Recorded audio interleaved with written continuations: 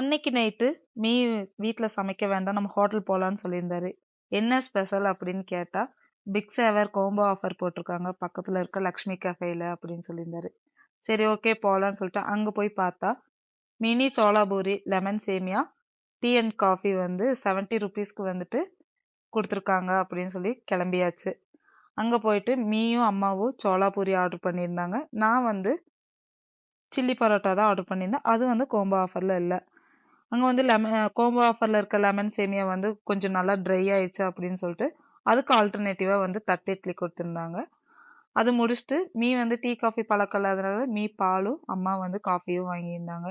அப்புறம் அதெல்லாம் சாப்பிட்டு கொஞ்சம் வெளிய வந்து பார்த்தா, கிளைமேட் அவ்ளோ சூப்பரா செம சில்னஸா இருந்துச்சு. அங்க நின்னு கொஞ்ச நேரம் ஃபோட்டோஸ் எடுத்துட்டு, அப்படியே கிளம்புனா லைட்டிங் எல்லாம் சூப்பரா இருந்துச்சு. எல்லாம் பார்த்துட்டு அப்படியே வீட்டுக்கு போயாச்சு. பாய்.